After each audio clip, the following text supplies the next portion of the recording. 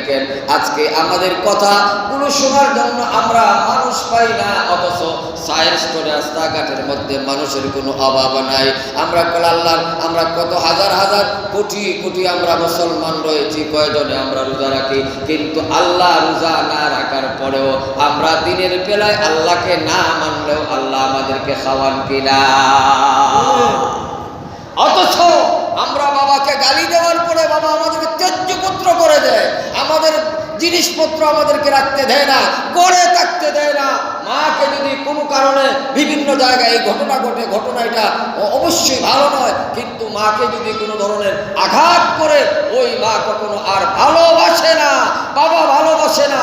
অথচ আমার আল্লাহ রাব্বুল আলামিনকে আমরা কত গালি দিলাম, আল্লাহর কথা কত শুনলাম না, কিন্তু আমার আল্লাহ কোনোদিন আমাদেরকে না খাওয়াইয়া মারছেন? এই জন্য আমার আল্লাহ রাব্বুল আলামিন আলহামদুলিল্লাহি রাব্বিল আলামিন।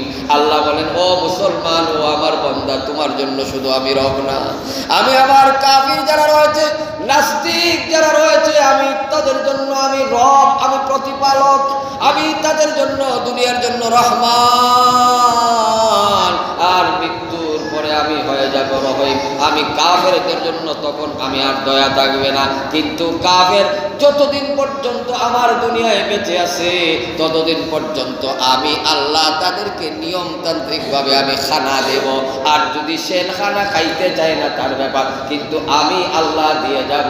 কেমন মালিক আপনি, আমাদের দয়ালু। এই জন্য আল্লাহ হলেন রহমান এবং রহিম।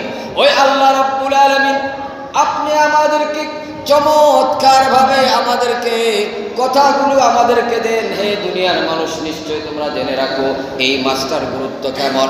আল্লাহর হাবিব বলেন, নিশ্চয়ই আল্লাহ রাব্বুল আলামিন তোমাদেরকে যে নফল, ফরজ, ওয়াজিব এই সকল ইবাদত বন্দেগীগুলো আল্লাহ দান করলেন, নিশ্চয়ই আমরা অন্য মাসের মধ্যে আমরা ফরজ যখন আদায় করব আল্লাহ ফরজের বিনিময়ে সওয়াব দান করবেন। আর এই মাসে যদি আল্লাহ রাব্বুল আলামিন বলেন, কোরআন শরীফের মধ্যে রয়েছে, মান জাআ বিল হাসানাতি ফালাহু আশরু আমসালিহা, এক ভালো কাজ করলে আল্লাহ 10টা পরিবর্তে দান করেন। কিন্তু এই মাসের মধ্যে আল্লাহ রাব্বুল আলামিন বলেন, আয় হাবিব, এই মাসে কোনো গণনা নয়, আমি আল্লাহ রাব্বুল আলামিন আপনাকে ফরমা বরদার দিয়ে দিলাম, আপনাকে আমি ক্ষমতা দিয়ে দিলাম, আপনি ঘোষণা করে দিন যেই ব্যক্তি এই রমজানুল মুবারকের মধ্যে আপনার উম্মত আমার বান্দা একটা নফল বন্দেগী